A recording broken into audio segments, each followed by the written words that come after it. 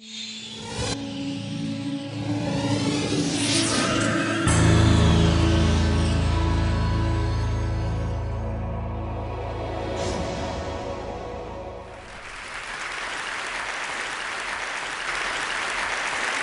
you. I have to tell you, I'm both challenged and excited. My excitement is I get a chance to give something back. My challenge is the shortest seminar I usually do is 50 hours. And I'm not exaggerating. I do weekends, and what I do more than that, obviously, coach people, but I'm into immersion, because how'd you learn language? You didn't learn it by just learning principles. You got in it, and you did it so often that it became real. And the bottom line of why I'm here, besides being a crazy mofo, is that I'm really in a position, I'm not here to motivate you, obviously. You don't need that. And a lot of times, that's what people think I do, and it's the furthest thing from it. What happens, though, is people say to me, well, I don't need any motivation. And I say, well, that's interesting. That's not what I do.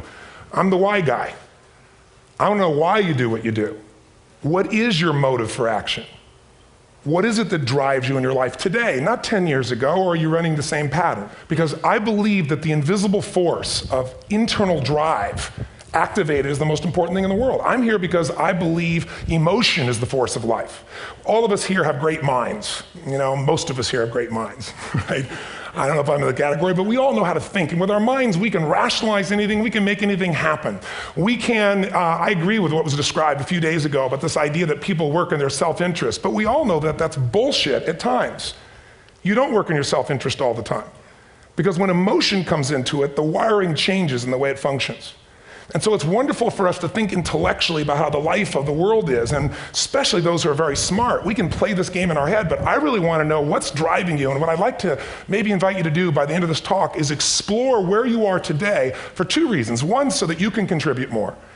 And two, so that hopefully we can not just understand other people more, but maybe appreciate them more and create the kinds of connections that can stop some of the challenges that we face in our society today. They're only going to get magnified by the very technology that's connecting us, because it's making us intersect. And that intersection doesn't always create the view of everybody now understands everybody and everybody appreciates everybody.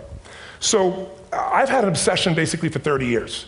And that obsession has been what makes the difference in the quality of people's lives? What makes a difference in their performance? Because that's what I got hired to do. I got to produce the result now. That's what I've done for 30 years. I get the phone call when the athlete is burning down on national television and they were ahead by 5 strokes and now they can't get back on the course. And I got to do something right now to get the result or nothing matters.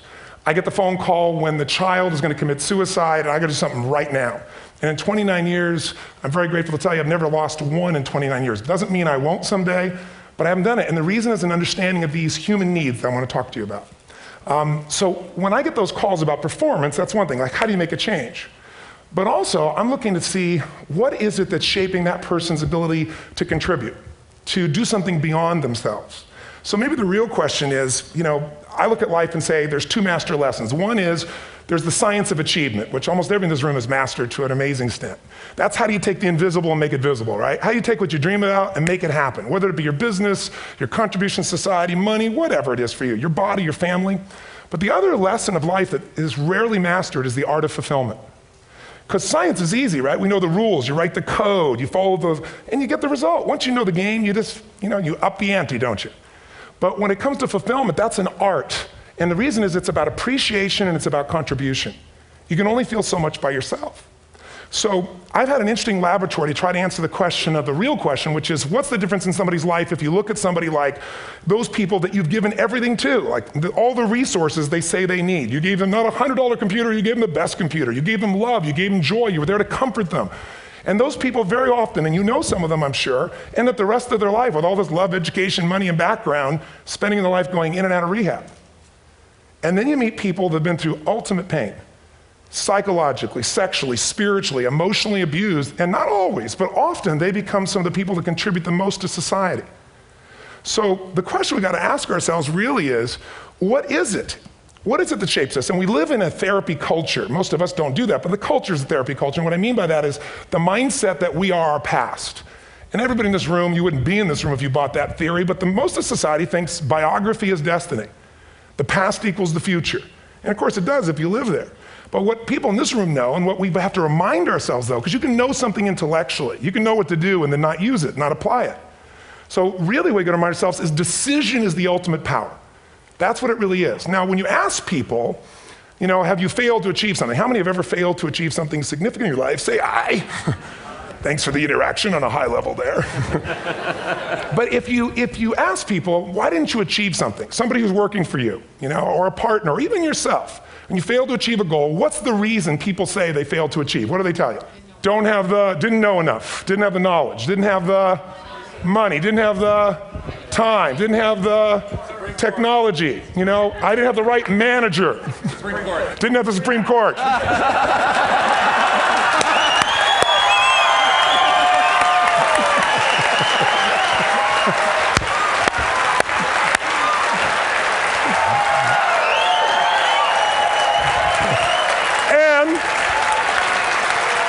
And what do all those, including the Supreme Court, have in common? They are a claim to you missing resources. And they may be accurate. You may not have the money. You may not have the Supreme Court. But that is not the defining factor.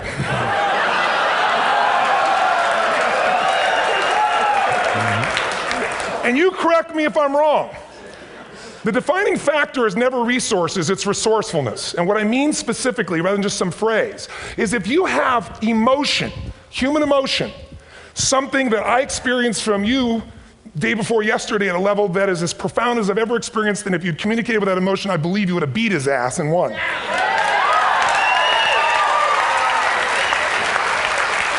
But how easy for me to tell him what he should do. Idiot, Robbins. But I know when we watched a debate at that time, there were emotions that blocked people's ability to get this man's intellect and capacity and the way they came across to some people in that day. Because I know people that wanted to vote in your direction and didn't, and I was upset. But there was emotion that was there. How many know what I'm talking about here? Say aye. So emotion is it, and if we get the right emotion, we can get ourselves to do anything. We can get through it. If you're creative enough, playful enough, fun enough, can you get through to anybody, yes or no? If you don't have the money, but you're creative and determined enough, you find the way. So this is the ultimate resource, but this is not the story that people tell us, right? The story people tell us is a bunch of different stories. They tell us we don't have the resources, but ultimately, if you take a look here, flip it up if you would. They say, what are all the reasons they have in common? We've said that. Next one, please. He's broken my pattern, that son of a bitch. But I appreciated the energy, I'll tell you that. What determines your resources? We've said decisions shape destiny, which is my focus here. If decisions shape destiny, what determines it is 3 decisions. What are you going to focus on? Right now, you have to decide what you're going to focus on. In this second, consciously or unconsciously, the minute you decide to focus on something, you got to give it a meaning. And whatever that meaning is produces emotion. Is this the end or the beginning? Is God punishing me or rewarding me, or is this the roll of the dice? And emotion then creates what we're going to do, or the action. So think about your own life, the decisions that have shaped your destiny. And that sounds really heavy, but in the last 5 or 10 years, 15 years, haven't there been some decisions you've made that if you made a different decision, your life would be completely different? How many can think of one, honestly? Better or worse? Say aye. So the bottom line is maybe it was where to go to work and you met the love of your life there. Maybe it was a career decision. I know the Google geniuses I saw here. I understand that their decision was to sell their technology at first. What if they made that decision versus to build their own culture? How would the world be different? How would their lives be different? Their impact. The history of our world is these decisions. When a woman stands up and says, no, I won't go to the back of the bus, she didn't just affect her life. That decision shaped our culture. Or someone standing in front of a tank. Or being in a position like Lance Armstrong and someone says to you, you got testicular cancer. That's pretty tough for any male, especially if you ride a bike. Right? You got it in your brain, you got it in your lungs. But what was his decision of what to focus on? Different than most people. What did it mean? It wasn't the end, it was the beginning. What am I gonna do? He goes off and wins 7 championships he never won once before the cancer because he got emotional fitness, psychological strength. That's the difference in human beings that I've seen of the 3 million I've been around. Because that's about my lab. I've had 3 million people from 80 different countries that I've had a chance to interact with over the last 29 years. And after a while, patterns become obvious. You see that South America and Africa maybe connect in a certain way, right? Other people say, oh, that sounds ridiculous. It's simple. So what shaped Lance, what shapes you? 2 invisible forces, very quickly. 1, state. We all have had times. Have you had a time you did something and after you did it, you thought to yourself, I can't believe I said that. I can't believe I did that. That was so stupid. Who's been there? Say aye. Have you ever done something after you do it, you go, that was me. right? It wasn't your ability, it was your state. Your model of the world is what shapes you long term. Your model of the world is the filter. That's what's shaping us. That's what makes people make decisions. When we want to influence somebody, we gotta know what already influences them. And it's made up of 3 parts, I believe. First, what's your target? What are you after? Which I believe, it's not your desires. You can get your desires to goals. How many of you got a goal, desire, and thought, is this all there is? How many have been there? Say aye. So it's needs we have. I believe there are 6 human needs. Second, once you know what the target that's driving you is, and you uncover it for the truth, you don't form it, you uncover it. Then you find out what's your map. What's the belief systems that are telling you how to get those needs? Some people think the way to get those needs is destroy the world. Some people is to build something. Create something, love someone. And then there's the fuel you pick. So very quickly, 6 needs, let me tell you what they are. First one, certainty. Now these are not goals or desires, these are universal. Everyone needs certainty that they can avoid pain, at least be comfortable. Now how do you get it? Control everybody, develop a skill, give up, smoke a cigarette. And if you got totally certain, ironically, even though we all need that, like if you're not certain about your health or your children or money, you don't think about much more. You're not sure the ceiling's gonna hold up, you're gonna listen to any speaker. But while we go for certainty differently, if we get total certainty, we get what? What do you feel if you're certain? You know what's gonna happen, when it's gonna happen, how it's gonna happen, what would you feel? Bored out of your mind. So God, in her infinite wisdom, gave us a second human need, which is uncertainty. We need variety. We need surprise. How many of you here love surprises? Say aye. Bullshit, you like the surprises you want. The ones you don't want, you call problems, but you need them. So variety is important. Have you ever rented a video or a film that you've already seen? Who's done this? Get a fucking life. Right? Why are you doing it? You're certain it's good because you read it before, saw it before, but you're hoping it's been long enough you've forgotten enough there's variety. Third human need, critical, significance. We all need to feel important, special, unique. You can get it by making more money. You can do it by being more spiritual. You can do it by getting yourself in a situation where you put more tattoos and earrings in places humans don't want to know. Whatever it takes. The fastest way to do this, if you have no background, no culture, and no belief in resources or resourcefulness, is violence. If I put a gun to your head and I live in the hood, instantly I'm significant. 0 to 10, how high? 10. How certain am I you're going to respond to me? 10.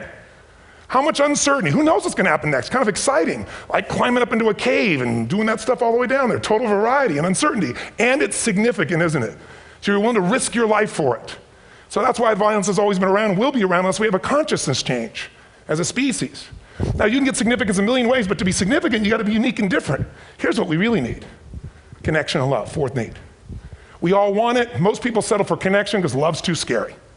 Don't want to get hurt. Who here has ever been hurt in an intimate relationship? Say aye. If you don't raise your hand, you'll have about other shit too, come on. And you're gonna get hurt again. Aren't you glad you came to this positive visit? But here's what's true, we need it. We can do it through intimacy, through friendship, through prayer, through walking in nature. If nothing else works for you, get a dog. Don't get a cat, get a dog, because if you leave for 2 minutes, it's like you've been gone for 6 months when you show back up again 5 minutes later, right? Now these first 4 needs, every human finds a way to meet.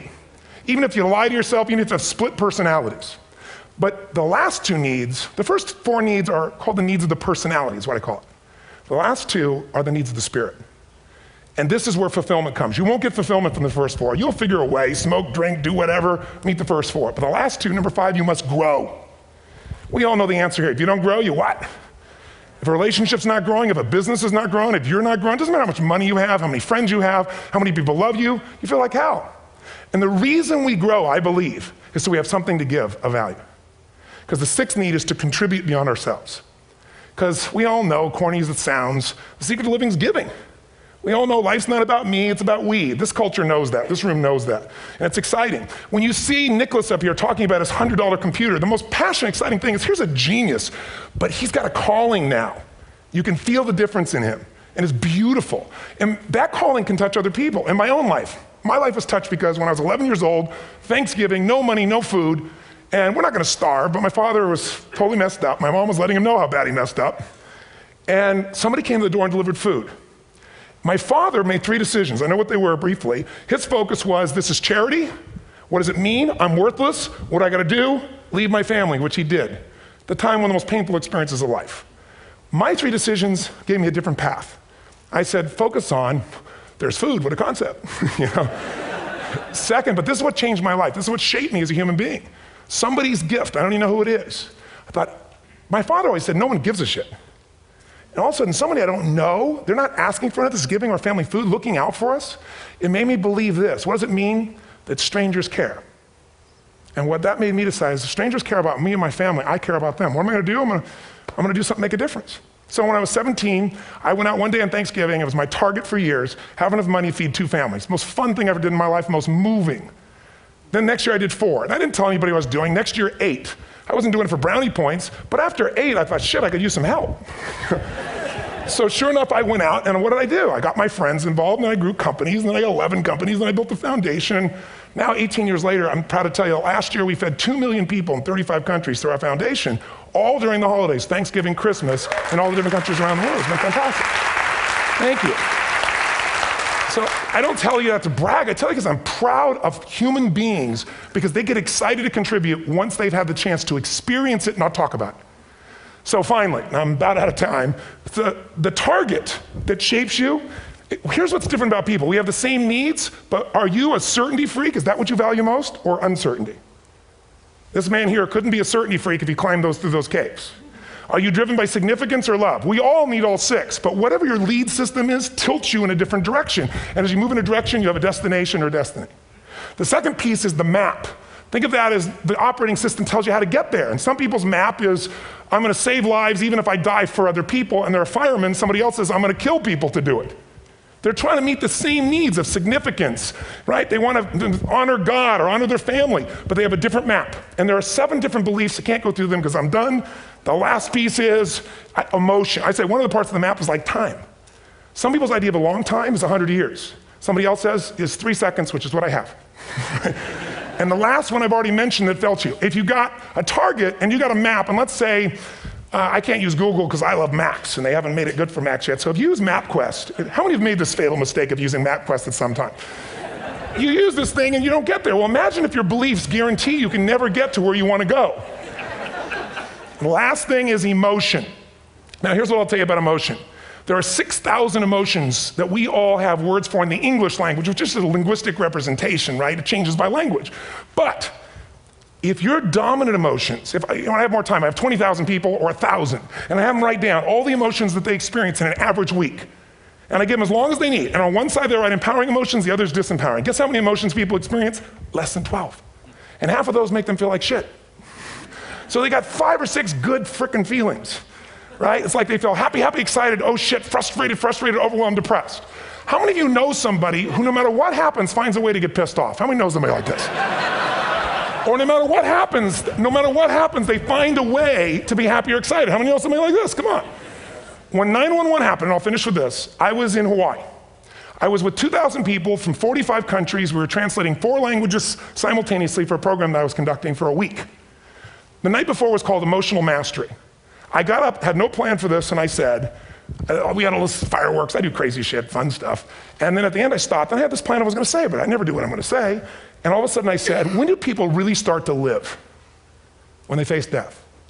And then I went through this whole thing about if you were gonna get off this island, if 9 days from now you were gonna die, who would you call, what would you say, what would you do? One woman, well that night is when 911 happened. One woman had come to the seminar, and when she came there, her previous boyfriend had been kidnapped and murdered. Her friend, or her new boyfriend, wanted to marry her, and she said no. He said, if you leave and go to that Hawaii thing, it's over with us. She said it's over. When I finished that night, she called him and left a message, true story, at the top of the World Trade Center where he worked, saying, honey, I love you. I just want you to know, I want to marry you. It was stupid of me. She was asleep, because it was 3 a.m. for us, when he called her back from the top and said, honey, I can't tell you what this means. He said, I don't know how to tell you this, but you give me the greatest gift, because I'm going to die. And she played the recording for us in the room. She was on Larry King later. And he said, you're probably wondering how on earth this could happen to you twice. And he said, all I can say to you is, this must be God's message to you, honey. From now on, every day, give your all, love your all. Don't let anything ever stop you. She finishes, and a man stands up and he says, I'm from Pakistan, I'm a Muslim. I'd love to hold your hand and say I'm sorry, but frankly, this is retribution. I can't tell you the rest because I'm out of time.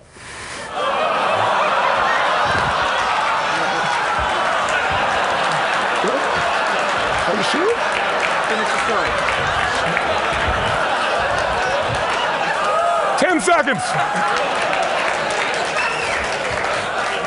10 seconds, no, I want to be respectful. 10 seconds, all I can tell you is I brought this man on stage with a man from New York who worked in the World Trade Center, because I had about 200 New Yorkers there. More than 50 lost their entire companies, their friends, marking off their Palm Pilots. One financial trader, this woman made of steel, bawling, 30 friends crossing off that all died.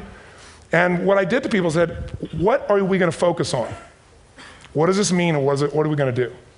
And I took the group and got people to focus on, if you didn't lose somebody today, your focus is going to be how to serve somebody else.